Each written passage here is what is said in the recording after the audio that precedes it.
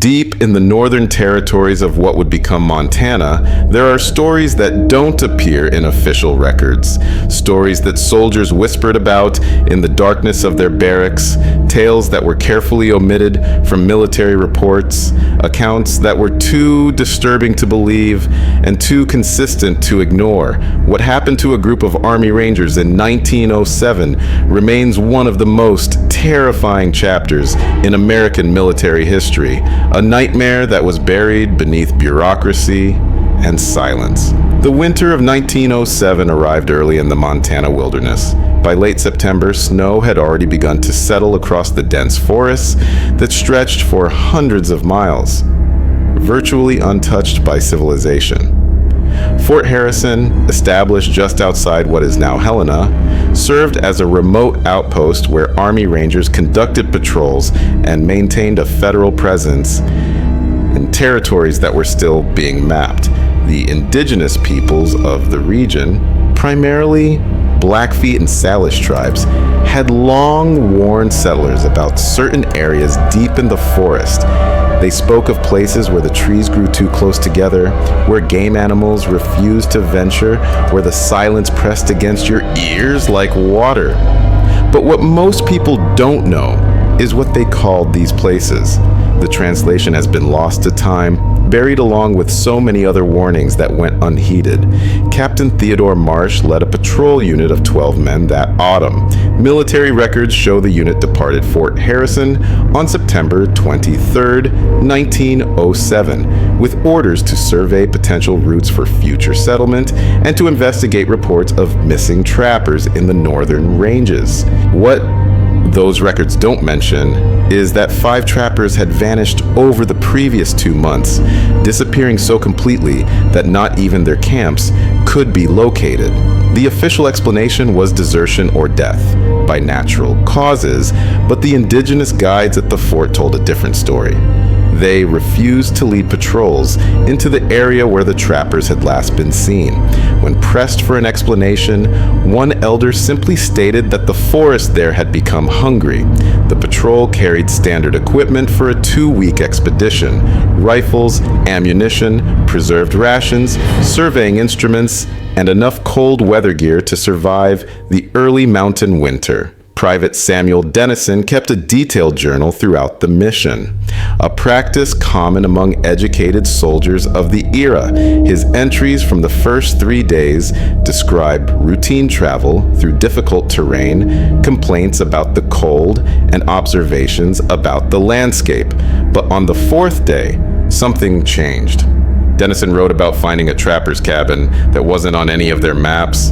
The structure was intact, the door closed, supplies still organized inside, but there were no tracks leading to or from the building, no footprints in the soft ground around it. It was as if the occupant had simply evaporated. Captain Marsh ordered the cabin searched. Inside, they found food that had been partially eaten, a fire that had burned down to ash days earlier, and clothing folded neatly on a chair. What disturbed the men most was what they found hanging from the ceiling beams: animal pelts, which was normal for a trapper's cabin. But these pelts had been treated in a way none of the soldiers had ever seen. They'd been carefully scraped and cleaned, then stretched in specific patterns that seemed almost deliberate. Private Dennison described them as looking less like hunting trophies and more like something a tailor might prepare. The thought unsettled him enough to mention it twice in his journal entry that night. They pressed deeper into the forest the following day. The trees here grew differently than in other parts of the territory. Their trunks twisted at odd angles and their branches intertwined overhead so thickly that even at midday, the forest floor remained in perpetual twilight. The undergrowth had a strange quality too, growing in patches that seemed to avoid certain areas entirely, creating natural corridors through the woods. Game trails crisscrossed the region, but the soldiers noticed something that made them increasingly nervous. The trails all seemed to lead in one direction, away from the center of the forest, as if every animal in the region was migrating outward. On the 6th night, Private Dennison recorded something that would later become crucial to understanding what happened. he wrote about the silence. Not the peaceful quiet of a winter forest, but an oppressive absence of sound that felt unnatural. No wind moving through the trees, no small animals rustling in the underbrush, no birds calling in the distance, just a thick, suffocating silence that made every sound the soldiers made seem obscenely loud. When they spoke, their voices seemed to die just a few feet away, swallowed by the darkness between the trees. That night, Private Thomas Whitfield stood the second watch. According to what he later told the others, he spent 2 hours staring into the forest, seeing nothing but feeling absolutely certain that something was staring back. The next morning brought the first real evidence that something was wrong. The patrol discovered tracks leading into their camp. Not animal tracks, though that's what they appeared to be at first glance. Closer inspection revealed something that made Captain Marsh order an immediate perimeter check. The tracks showed the gait of a four-legged creature, but the depth and spacing suggested something much heavier than any known animal in the region.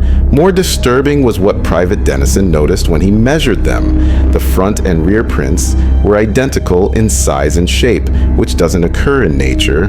Four-legged animals have different sized front and rear feet. These tracks suggested something walking on all fours that wasn't built to do so. Captain Marsh made a decision that would haunt the survivors for the rest of their lives. Instead of retreating to Fort Harrison, he ordered the patrol to follow the tracks. His reasoning, documented in the official report, filed weeks later, was that they needed to identify any potential threats to future settlement. But Private Dennison's journal suggests another motivation. The captain had begun to suspect they were dealing with a hostile force, possibly renegade natives or foreign agents, and he wanted to neutralize the threat. What he couldn't have known, what none of them could have known, was that they were being led exactly where something wanted them to go. The tracks led them deeper into the forest, always following those natural corridors through the undergrowth, always moving toward the area where the game trails originated their outward migration. By late afternoon on the seventh day, they reached a clearing that shouldn't have existed, in the dense forest where trees grew so close together that walking between them required turning sideways. Here was an open space roughly 100 yards across. The ground was covered in pine needles and fallen leaves, but nothing grew in the clearing itself. No grass, no saplings, no undergrowth of any kind, just bare earth covered by forest debris. At the center of the clearing stood a structure, not a building exactly, but an arrangement of logs and branches that had been deliberately constructed. The soldiers approached cautiously, rifles ready. What they found was unlike anything in their experience. Someone or something had built a kind of framework, roughly 8 feet tall and circular in shape. Animal bones hung from the framework, suspended by what appeared to be sinew. The bones weren't from any one animal, but represented dozens of species: deer, elk, smaller mammals, and others they couldn't immediately identify. But here's what most people don't know about that structure: the bones had been arranged in specific patterns. Not random decorations, but deliberate sequences that repeated around the framework. Private Dennison sketched the patterns in his journal. Later, analysis would reveal they resembled anatomical diagrams, as if someone had been studying how different animals were constructed. Sergeant William Cross examined the structure more closely and made a discovery that changed the entire atmosphere of the patrol. Hidden among the animal bones were human remains. Not complete skeletons, but carefully selected pieces. Finger bones strung together like prayer beads. Sections of rib cage incorporated into the framework. A skull positioned at the top, cleaned so thoroughly it gleamed white in the fading light. The men wanted to leave immediately. Captain Marsh agreed, but insisted on documenting everything first. While some soldiers sketched and took measurements, others established a defensive perimeter around the clearing. That's when Private Whitfield noticed something that made his blood run cold. The bones hanging from the framework were swaying, moving in a rhythm that didn't match the slight breeze blowing through the clearing. They were moving as if something was pulling on them from above. The patrol left the clearing as darkness fell, moving with a speed that bordered on panic. They marched until well after nightfall, before Captain Marsh allowed them to make camp. Even then, he ordered cold rations only, no fires that might reveal their position. The men huddled together in the darkness, jumping at every sound, straining to see into the forest surrounding them. Private Dennison wrote in his journal that night, describing the overwhelming sensation of being watched. He mentioned that several men reported seeing movement in the trees, shapes that seemed to shift position whenever they weren't being looked at directly. What happened next has been disputed for over a century, but the core facts remain consistent across every account.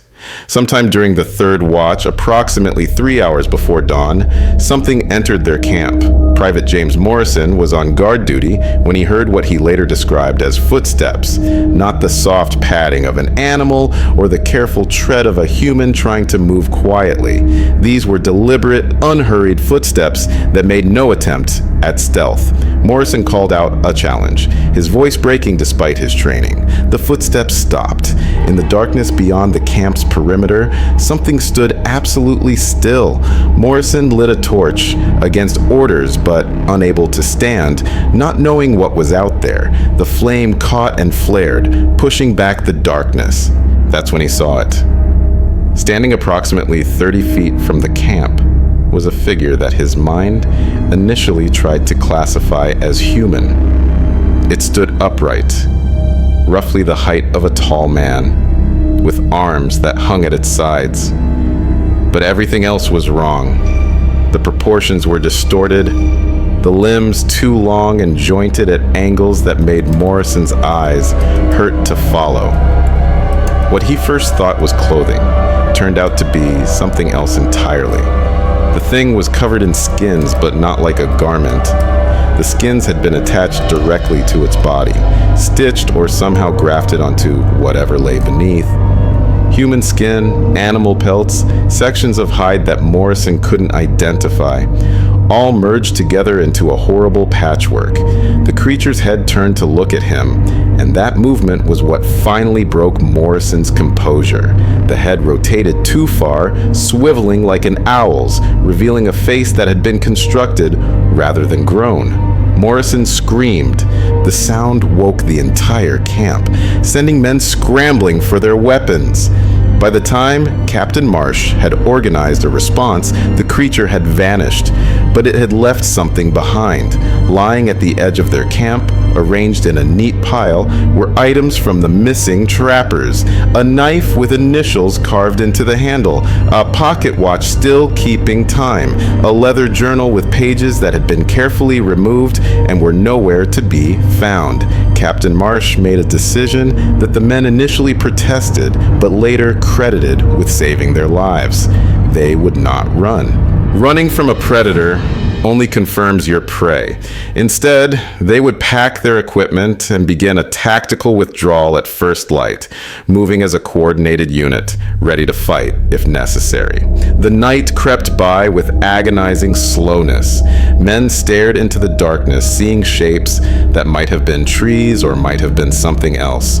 Twice, soldiers fired their rifles at movement in the forest. Both times they hit nothing but trees. But the next detail changes everything you thought you knew about this encounter. When dawn finally came and they examined where they'd been shooting, they found marks on the trees. Not bullet holes, though those were there too. These were different. Long scratches in the bark, fresh and deep, positioned at roughly eye level for a standing human, as if something had been gripping the trees, holding itself in place while it watched them. They broke camp and began their withdrawal as the sun rose. Captain Marsh organized the men into a defensive formation with the strongest soldiers at the rear and flanks.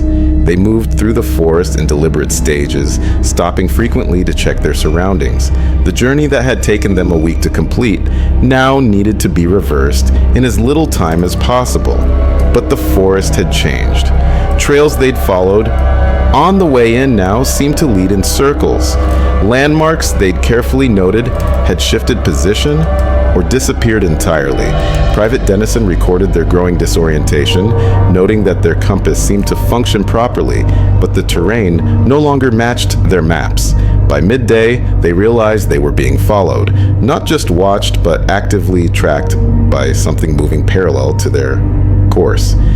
They could hear it in the forest, pacing them, never visible but always present.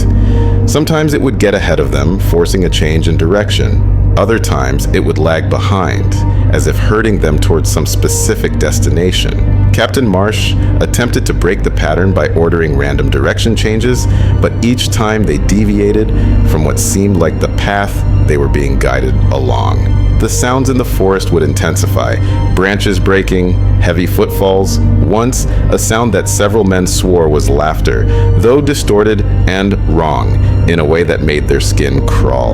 On the 8th day of their retreat, they lost the first man. Private David Chen had been scouting ahead when the rest of the unit heard him shout. By the time they reached his position, he was gone, not dragged away or carried off, simply absent, as if he'd been plucked out of existence.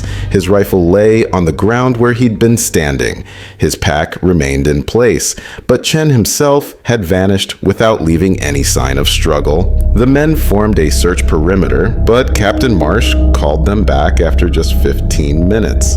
Whatever had taken Chen could still be nearby, and spreading out would only provide more opportunities for the men to disappear one by one. That night, they made camp in a defensive circle, backs to a steep rock face that limited approaches to their position. They built fires, despite the risk of revealing their location, because the darkness had become intolerable. The flames pushed back the night, creating a bubble of light and warmth that felt like the last piece of civilization they had left.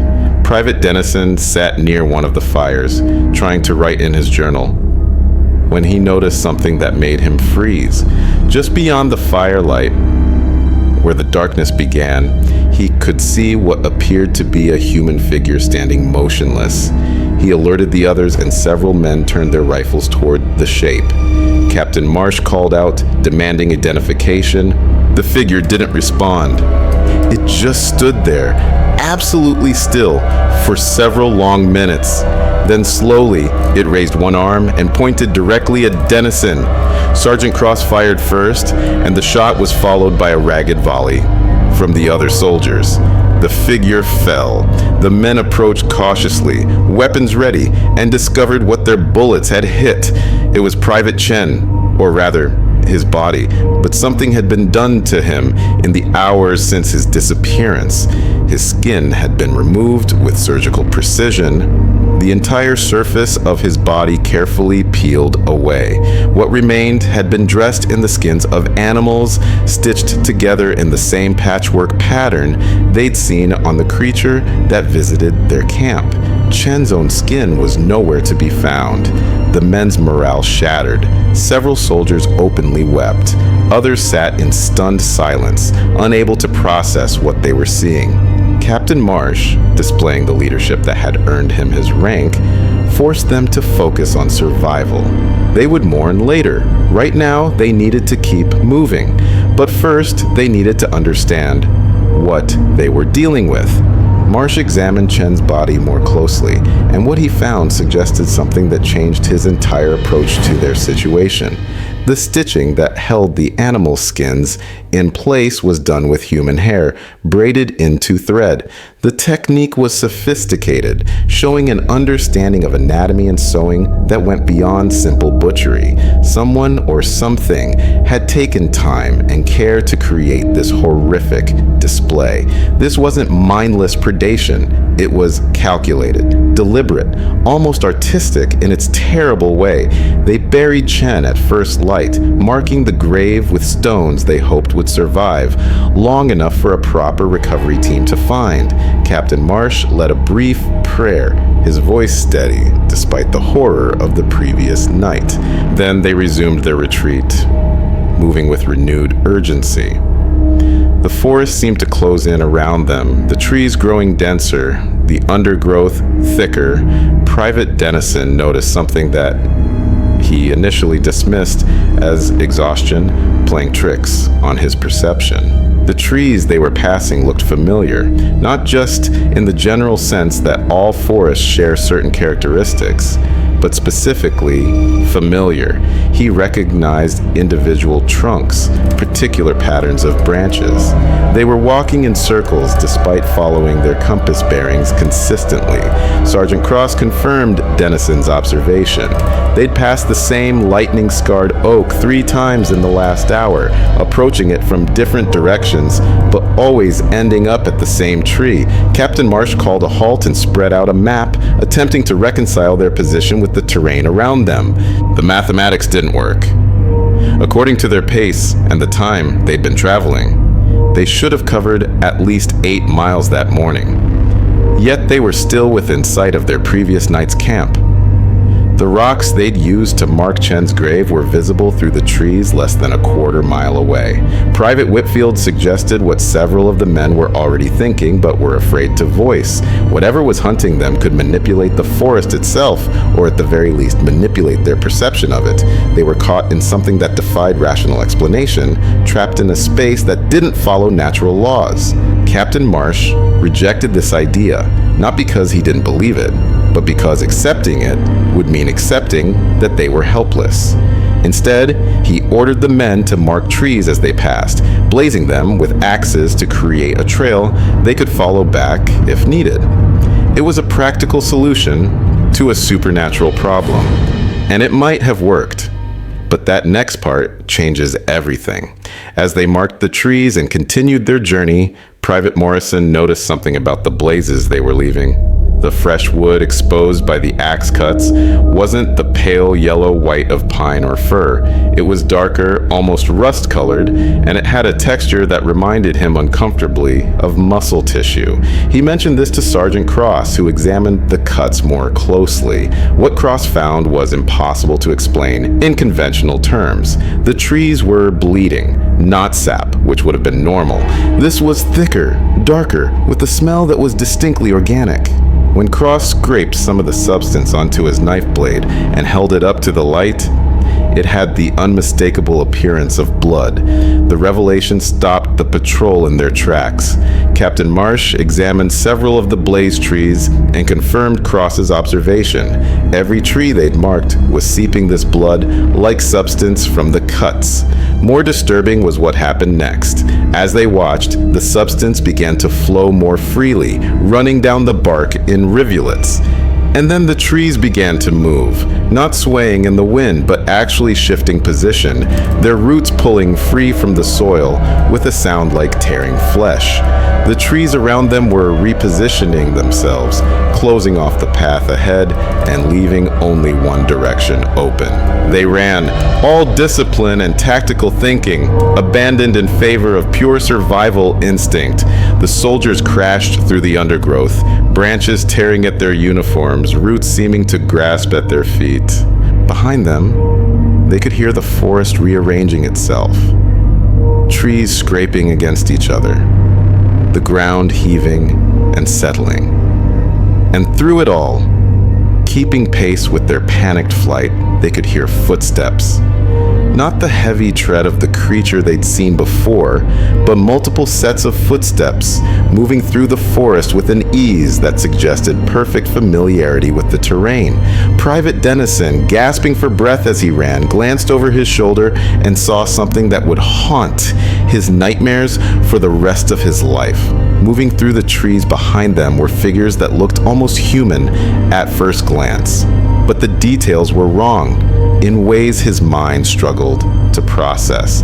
They moved with a fluid grace that made them seem to flow rather than walk, their limbs bent in directions that human joints couldn't achieve, and they were all wearing skins. Human skins, animal pelts, combinations of both, stitched together into grotesque garments that shifted and moved as if alive. The patrol burst into a clearing, and Captain Marsh immediately recognized it as the same clearing where they'd found the framework of bones. They'd been herded back to the beginning, despite hours of travel that should have carried them miles away. The structure still stood at the center of the clearing, but it had changed. More bones had been added, creating a more complex pattern, and hanging from the highest point, where the skull had been before, was something new. A fresh skin carefully cleaned and stretched, still dripping. Private Whitfield recognized it instantly. It was Chen's skin, prepared and displayed like a trophy. The creatures emerged from the tree line surrounding the clearing. Dennison counted at least a dozen of them, though the way they moved made it difficult to keep track. They didn't attack immediately. Instead, they arranged themselves in a circle around the patrol, maintaining a distance of about 20 yards. In the daylight, their appearance was even more disturbing than it had been at night. Each creature was unique, wearing different combinations of skins, but they all shared certain characteristics. The underlying form beneath the skins was humanoid, but wrong, with proportions that suggested something that had studied human anatomy, but didn't quite understand how the pieces fit together. Captain Marsh ordered the men into a defensive formation, rifles pointed outward, covering all approaches. But the creatures didn't seem concerned by the weapons. They simply stood there, watching, occasionally tilting their heads in a gesture that mimicked curiosity. Then one of them stepped forward. It was larger than the others, and the skins it wore were older, the stitching more elaborate. When it moved, the other creatures became absolutely still, suggesting some kind of hierarchy or leadership. The lead creature raised one arm, the limb extending further than should have been possible, and pointed at the framework in the center of the clearing. Sergeant Cross whispered what they were all thinking. It was an invitation or a command. The creatures wanted them to approach the structure. Captain Marsh faced an impossible decision. Refusing might provoke an attack. They couldn't hope to survive.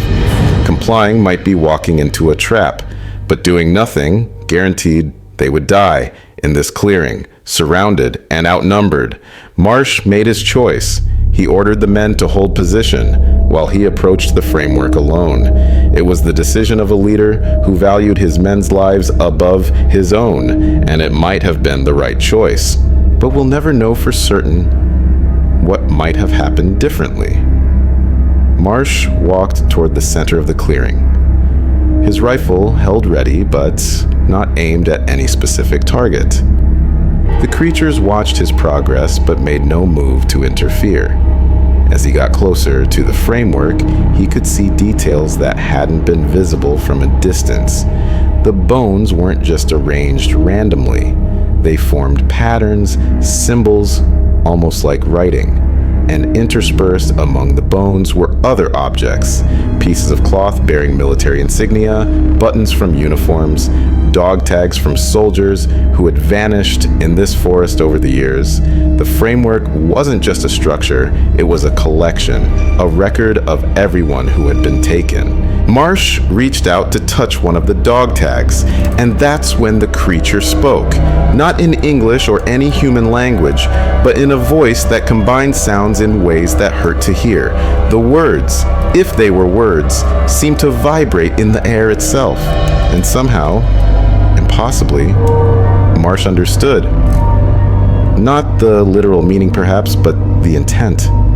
The creatures were offering him a choice. The patrol could leave, could walk out of the forest alive and return to Fort Harrison, but they would have to leave something behind. A trade. A life for lives.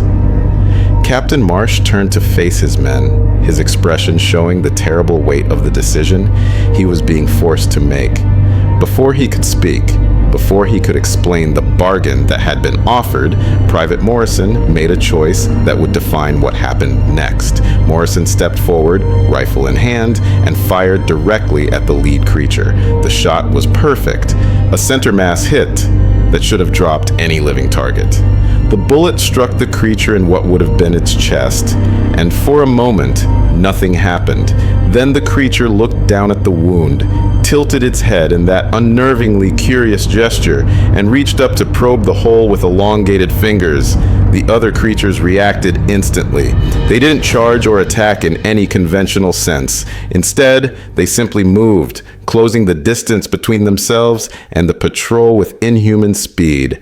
The soldiers opened fire, filling the clearing with the thunder of rifles and the smell of gunpowder. Several creatures fell, their patchwork bodies jerking as bullets tore through them.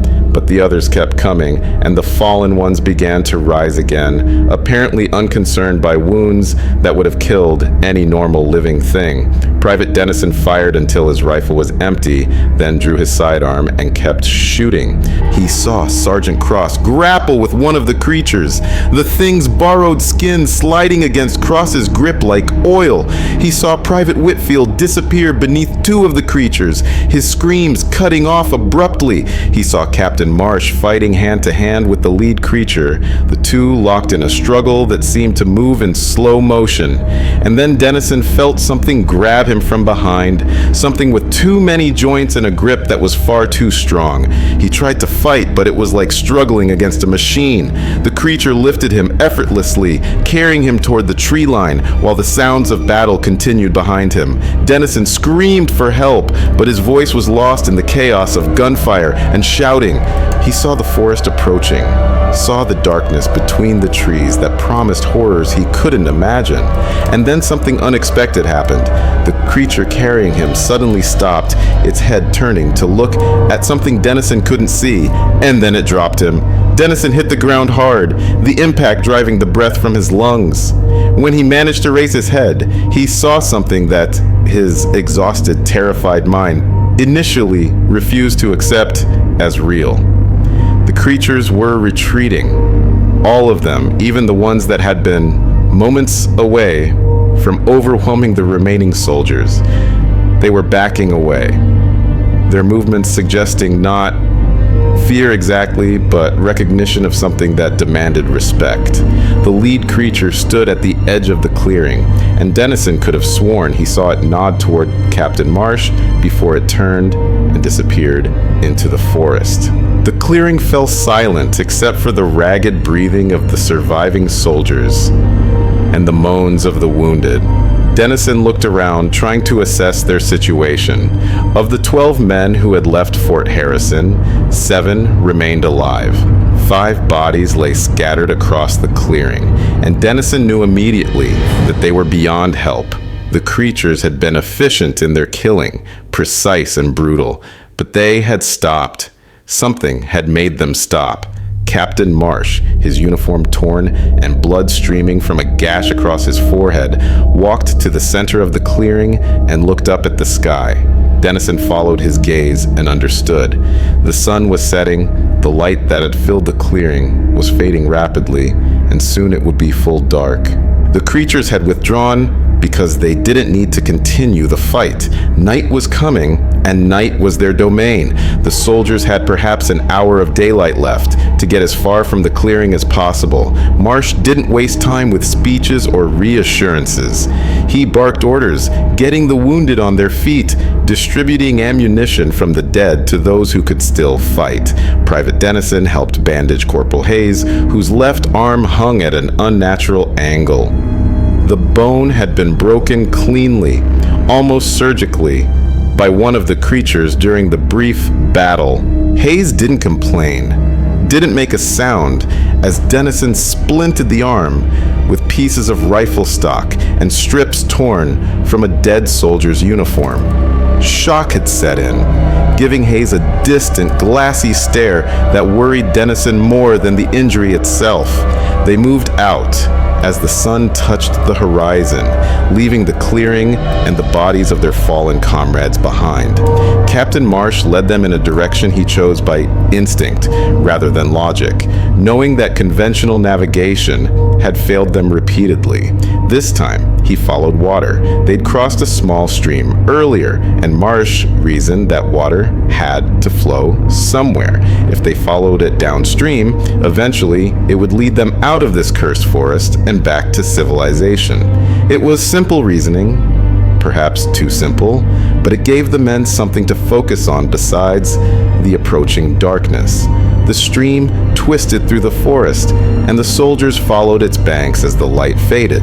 They moved in silence, every man listening for sounds of pursuit. But the forest had returned to that oppressive quiet they'd first noticed days ago. No birds, no small animals, not even the sound of wind through the trees. Just the babbling of the stream and their own footsteps. Private Morrison walked rear guard, constantly looking over his shoulder, his rifle held so tightly his knuckles had gone white. Dennison noticed Morrison's hands were shaking, a fine tremor that the man couldn't control no matter how hard he tried. As full darkness fell, they faced another impossible decision. Stopping meant becoming targets, but continuing in pitch blackness through unfamiliar terrain risked injury or becoming separated. Captain Marsh chose movement, ordering the men to link together with rope from their packs, forming a human chain that could move as one unit. They would follow the stream by sound and feel, trusting that the water would guide them true, even when they couldn't see where they were going.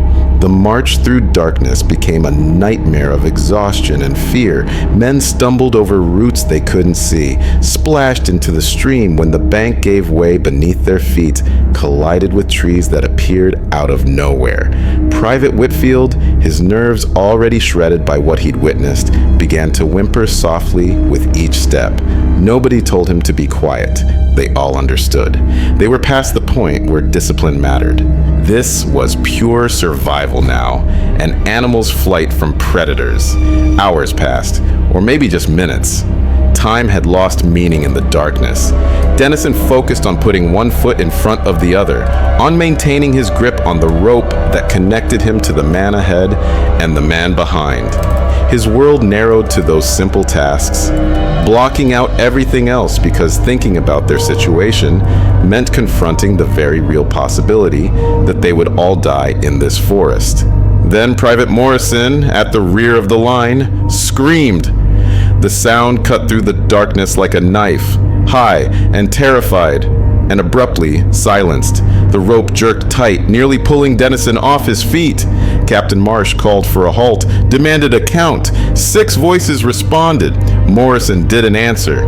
The soldier who'd been directly ahead of Morrison reported that one moment the rope had been taut, and the next it had gone slack. Something had cut or untied Morrison's section, taking him without alerting the man just a few feet away. Marsh made another terrible decision. They couldn't search for Morrison in the dark, couldn't risk the whole group for one man who was likely already dead. They had to keep moving. Some of the men protested, their voices breaking, but Marsh was adamant. The alternative was dying one by one in the darkness.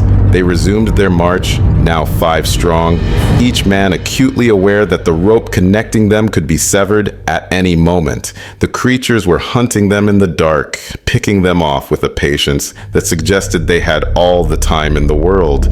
Dennison tried to focus on the sound of the stream, using it as an anchor to reality, but his mind kept wandering to Morrison, to what might be happening to the man right now in the darkness behind them. The creatures had shown a disturbing interest in human skin, in the construction of those horrible patchwork bodies. Was Morrison being prepared even now, his skin carefully removed while he might still be alive?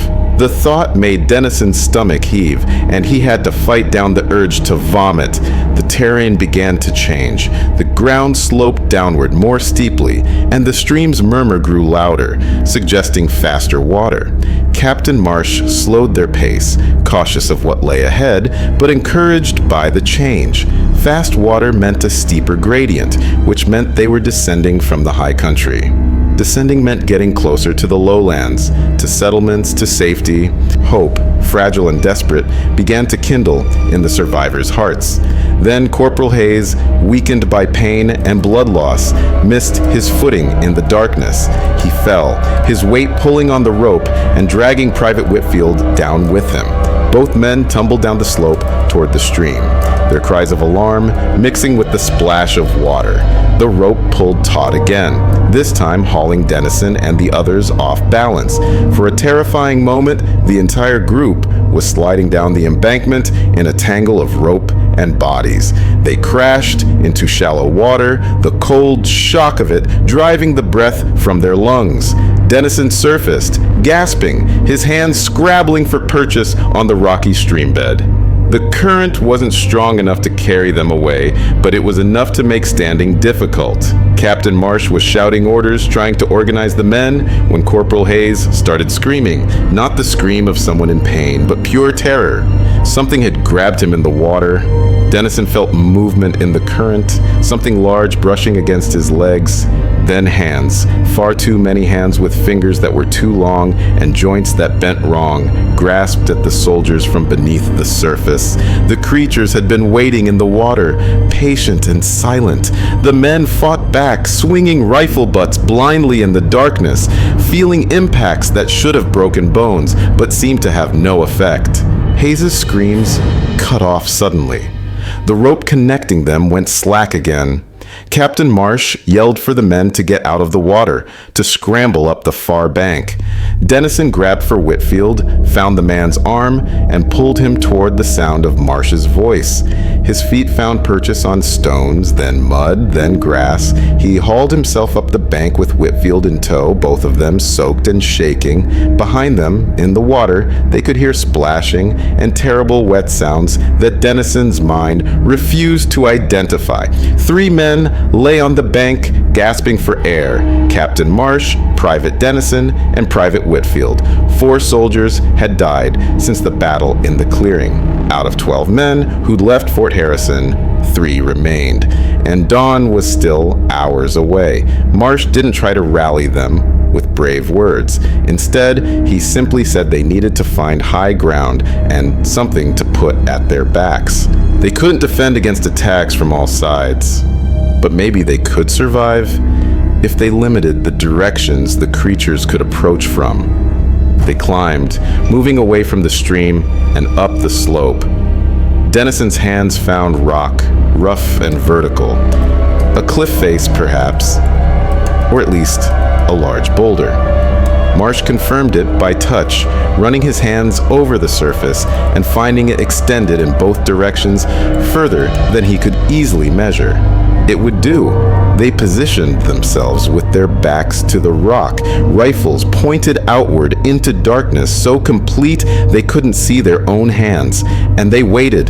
The creatures came with the first hint of pre-dawn light, not attacking yet, but making their presence known. Dennison could see shapes moving in the growing illumination, dozens of them now, far more than had been in the clearing. They'd been gathering, he realized, calling others of their kind to this hunt.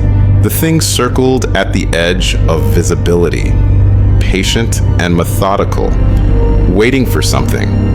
Maybe waiting for full light so they could see the soldiers' fear more clearly. Private Whitfield broke first. The young man, barely 20 years old, had reached his limit.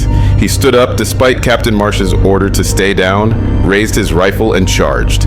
Screaming incoherently, firing wildly, he ran straight at the nearest cluster of creatures. Marsh called after him, reaching out to grab him, but Whitfield was beyond reason. He made it perhaps 20 feet before the creatures swarmed him, their borrowed skins flashing in the dim light. His screams lasted longer than Dennison would have thought possible. Marsh and Dennison sat in silence, listening to those screams fade. Then Marsh did something unexpected. He started talking, his voice quiet and measured, telling Dennison about his family back east. A wife and 2 daughters who he hadn't seen in 3 years. He talked about the farm he planned to buy when his service was complete, about teaching his daughters to ride horses, about growing old watching grandchildren play in fields he would plant and harvest. It was the confession of a dying man, and Dennison understood that Marsh didn't expect to leave this forest alive. The captain was making peace with his fate, but here's what most people don't know about those final hours. Dennison refused to accept that ending. While Marsh talked, Dennison studied the creatures, looking for patterns, for weaknesses, for anything that might offer a chance of survival. And he noticed something crucial. The creatures avoided certain areas, seeming to flow around invisible barriers.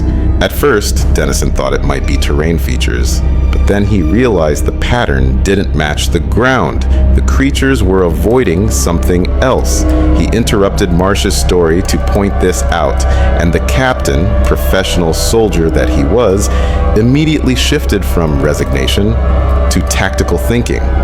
They studied the creature's movement together, mapping the invisible boundaries. And then, Dennison remembered something from earlier in their ordeal. The framework in the clearing. The symbols made from bones. He'd sketched those patterns in his journal. The journal was soaked from their plunge into the stream. But maybe, just maybe, the drawings were still legible. Dennison pulled out the journal with shaking hands. The pages were waterlogged, the ink running, but the pencil sketches remained visible. He showed them to Marsh, and together they studied the patterns. Neither man understood what they were looking at, but they recognized that the symbols might be significant.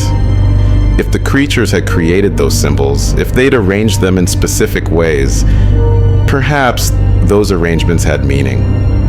Perhaps they had power.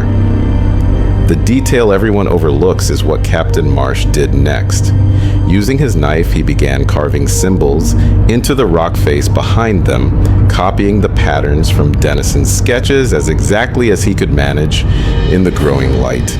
Dennison joined him, and together they worked frantically, cutting the mysterious symbols into stone. The creatures noticed what they were doing. Their circling stopped, and a ripple of movement went through their ranks, almost like agitation. As the final symbol was completed, something changed. The creatures backed away from the rock face, creating a clear zone around the 2 soldiers. Marsh and Dennison looked at each other, hardly daring to hope. They'd stumbled onto something, some kind of protection or barrier that the creatures recognized and respected. But for how long? Would the symbols hold until rescue came? Would anyone even come looking for them?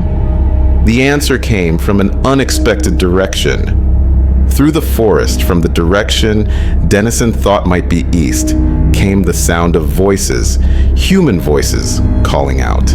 A search party from Fort Harrison had been dispatched when the patrol failed to return on schedule. The voices grew louder, closer, accompanied by the sounds of many men moving through the forest. The creatures heard it too, and their agitation increased. They began to retreat, melting back into the forest, but not before the largest one. The leader that Dennison had seen in the clearing stopped and looked directly at the 2 surviving soldiers. What happened next would be debated and questioned for years afterward. The creature opened its mouth, and a sound emerged that was almost, but not quite, human speech. It was like hearing someone try to form words with a mouth that wasn't designed for language. But Dennison understood the meaning, if not the exact words, a promise and a warning. The forest would remember them. They were marked now. And if they ever returned, the protection of the symbols wouldn't save them a second time. Then the creature was gone, disappearing into the trees as the search party crashed through the underbrush into view. Dennison and Marsh were found sitting with their backs to the carved rock, their uniforms torn and blood-stained, their eyes hollow from exhaustion and horror. The rescue team, led by Lieutenant William Bradford, asked what had happened. Marsh and Dennison looked at each other, a silent agreement passing between them. How could they explain what they'd witnessed? Who would believe them? The official report, filed 2 weeks later after Marsh and Dennison had recovered enough to make statements, described the patrol's encounter with a pack of feral animals, possibly wolves or a bear, that had attacked the unit. 5 men killed in the attack, 5 more lost to various mishaps and the hostile environment. The report made no mention of creatures wearing human skin, of forests that rearranged themselves, of symbols carved in stone that somehow provided protection from nightmares made flesh. That information existed only in Private Dennison's journal, and he kept that journal hidden for the rest of his life. But the story didn't end with the rescue. In the weeks following their return, both Marsh and Dennison noticed strange occurrences. Items in their quarters would be moved during the night, arranged in patterns that mimicked the symbols from the clearing. Both men reported vivid nightmares of the forest, dreams so intense they would wake up screaming. And once, Dennison swore he saw one of the creatures standing outside his window, watching him with that terrible curiosity. The Army quietly reassigned both men to different posts, far from Montana and the northern forests. Marsh was sent to a supply depot in Maryland. Dennison ended up at a training facility in Georgia. The official reason was routine rotation, but both men understood it was meant to separate them, to make it harder for them to compare notes or keep the story alive.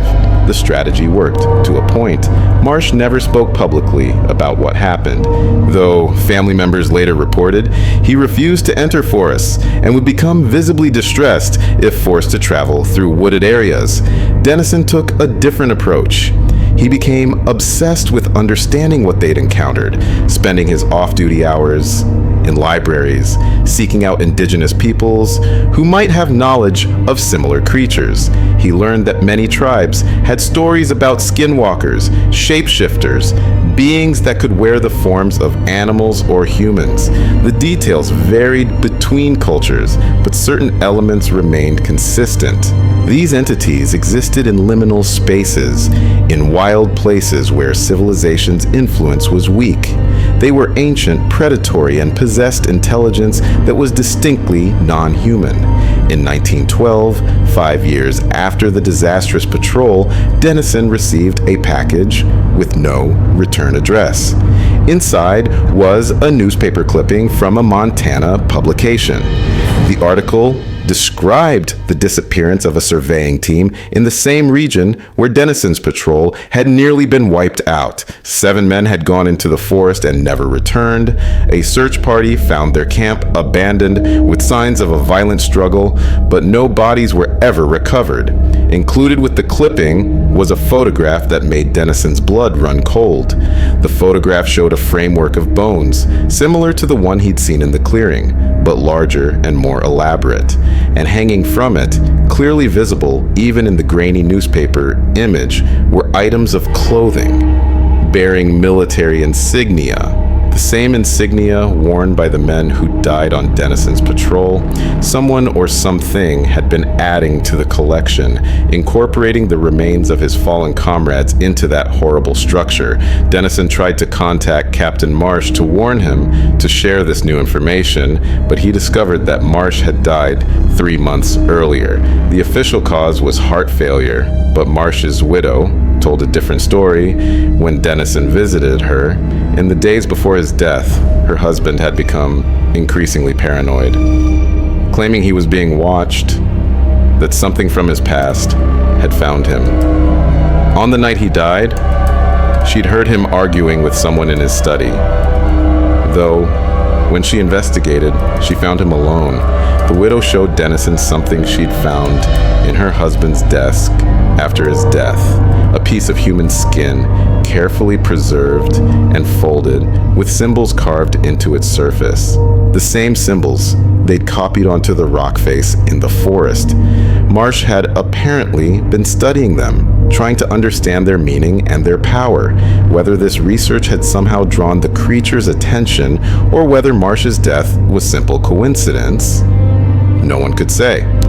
Private Dennison, now promoted to sergeant and assigned to a desk job that kept him far from forests and wild places, made a decision. He would document everything, write down every detail he could remember from the patrol and the subsequent events, but he wouldn't publish it or share it openly.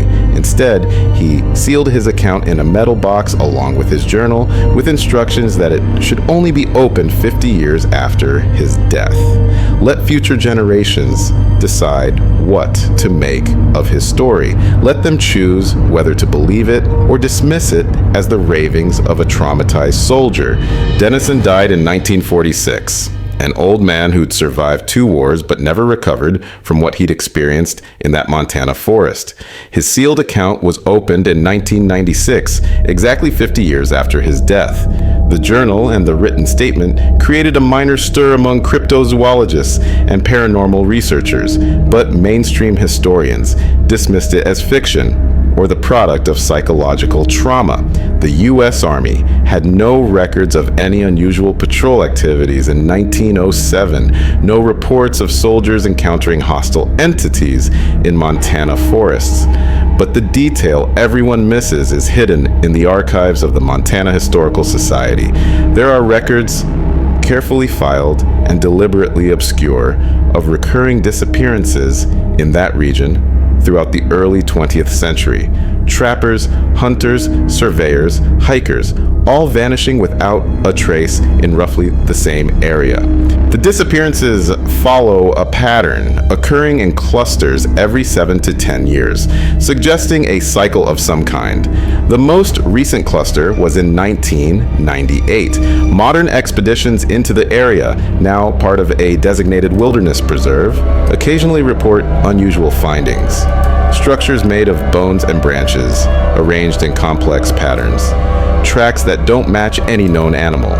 And most disturbing, multiple reports from hikers and campers of being watched by something that stays just out of sight, something that moves through the forest with unnatural silence. Park rangers, speaking off the record, acknowledge that certain areas of the preserve are avoided by wildlife and seem to make visitors uncomfortable in ways they can't quite explain. One ranger, who requested anonymity, described finding a shelter made by hikers who'd been reported missing 3 days earlier. The shelter was intact, the hikers' equipment neatly arranged inside, but the hikers themselves were gone. What disturbed the ranger most was what he found hanging from the shelter's support beams, strips of what appeared to be leather or hide, carefully cut and prepared, still fresh enough that they hadn't begun to decompose. Lab analysis was inconclusive about the material's origin, listing it only as mammalian in nature. The families of those missing hikers received the standard explanation. Lost in the wilderness, likely succumbed to exposure or injury, bodies not recovered due to difficult terrain. The official search was called off after 2 weeks. The unofficial search, conducted by private groups and family members, continued for months, but found nothing. The hikers had simply vanished, joining a long list of people who'd gone into that forest and never come out. There's a researcher, Dr. Sarah Chen, who's been studying historical disappearances in wilderness areas across North America for the past decade. She's identified what she calls convergence zones, places where disappearances occur with statistical improbability. The Montana forest, where Dennison's patrol met disaster, sits at the center of one such zone. Dr. Chen has been attempting to get funding for an expedition into the area, but her proposals have been rejected by every major institution she's approached. The official reason is lack of scientific merit. The unofficial reason, whispered in academic circles, is that certain government agencies have quietly discouraged any formal research into the region. What those agencies know, if anything, remains classified, but there are hints in declassified documents from the 1950s and 60s. Project Blue Book, best known for investigating UFO sightings, apparently devoted resources to investigating what they termed terrestrial anomalies. One memo, heavily redacted, references the Montana incident of 1907 and suggests that similar events have been documented but never publicly acknowledged. The memo ends with a recommendation that civilian access to certain wilderness areas should be restricted without providing public justification. That recommendation was never officially implemented, but if you study maps of federally protected wilderness areas, you'll notice something interesting. The regions with the highest rates of unexplained disappearances often sit within zones that, while technically accessible to the public, are made difficult to reach through bureaucratic obstacles. Permits that take months to process, require check-ins with rangers that make extended visits impractical, trail closures for vague environmental reasons that are never fully explained. The entities that hunted Captain Marsh's patrol in 1907, assuming they still exist, have apparently learned to coexist with human expansion. They've retreated into the deepest wilderness areas, places where human presence is limited and transient. They've become more selective in their hunting, taking individuals or small groups whose disappearances can be explained away. And perhaps most disturbing, they've become patient. The 7 to 10 year cycle between major incidents suggests a species that understands the value of restraint, of not drawing too much attention, or perhaps the cycle represents something else entirely: reproduction, migration, some biological or behavioral pattern that we don't yet understand because we refuse to acknowledge that these creatures exist in the first place. The scientific community dismisses reports as misidentification, folklore, or hoaxes. Law enforcement treats disappearances as isolated incidents with mundane explanations. And the people who've actually encountered these entities and survived, people like Dennison and Marsh, learn quickly that speaking about their experiences leads only to ridicule and doubt. So the pattern continues. People disappear. Searches find nothing. Families grieve.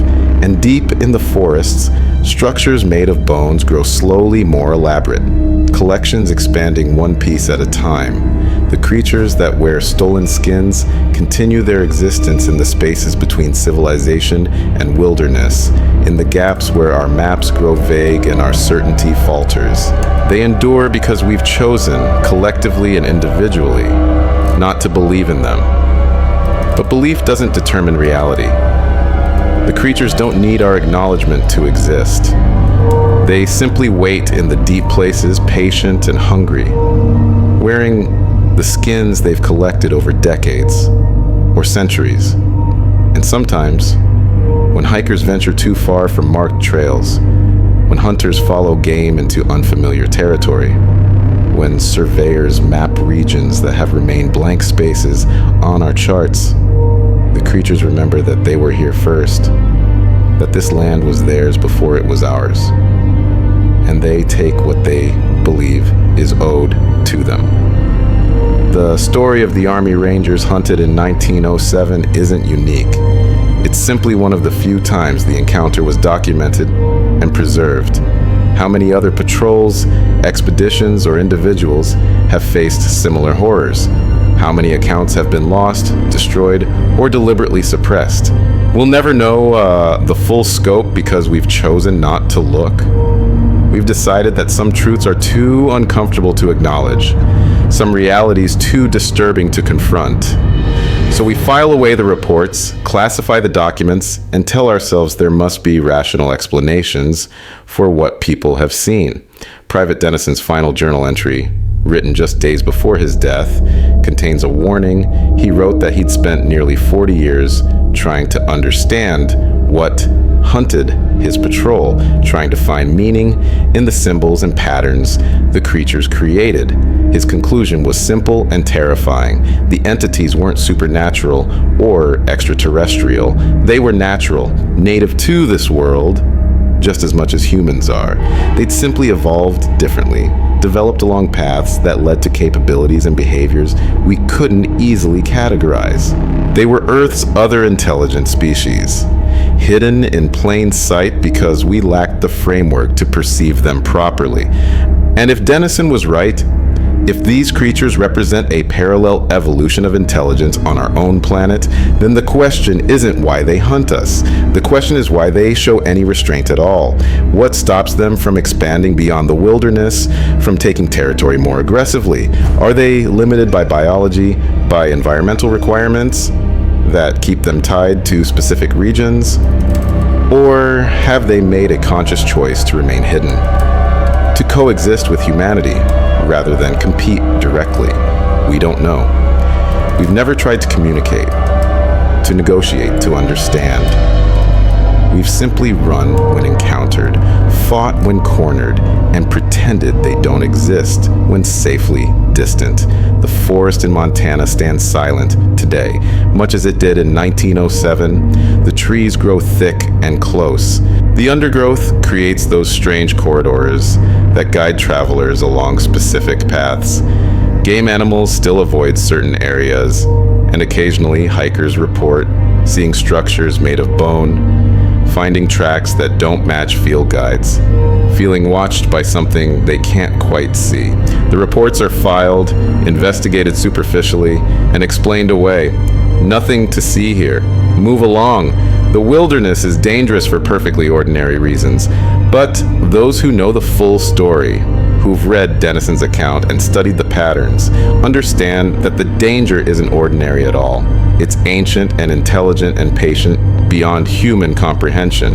It wears the skins of its prey, not out of necessity, but as a choice, perhaps as a display or a ritual we don't understand. And it waits in the deep places and the spaces we've left wild, continuing an existence that predates our civilization and will likely outlast it. The Army Rangers who died in 1907 and the countless others who've disappeared since didn't encounter something supernatural. They encountered nature itself in a form we're not equipped to understand or accept. And until we develop the wisdom to acknowledge that our picture of the natural world is incomplete, until we accept that there are still mysteries lurking in the blank spaces on our maps, the disappearances will continue, the structures of bone will grow, and the creatures will endure, patient and hidden, wearing their collected skins like trophies of hunts spanning centuries. Private Dennison's metal box sits in a university archive now, available to researchers who request access. Most never do. The story it contains is too uncomfortable, too far outside acceptable narratives about American history and the natural world. On the rare occasions when someone does examine the contents, they typically conclude that Dennison suffered from post-traumatic stress, that his account represents the mind's attempt to make sense of trauma through fantastic imagery. The journal sketches of the bone symbols are dismissed as primitive art. The detailed descriptions of the creatures are categorized as hallucinations, and the pattern of subsequent disappearances is explained as coincidence. But in a small Montana museum dedicated to local history, tucked away in a back room rarely visited by tourists, there's a display about the early Army presence in the region. Among the artifacts is a weathered photograph from 1907 showing 12 young soldiers standing outside Fort Harrison. Their names are listed below. Only 2 survived, and if you look closely at their faces in later photographs, at eyes that stare past the camera into distant darkness, you can see the weight of what they carried.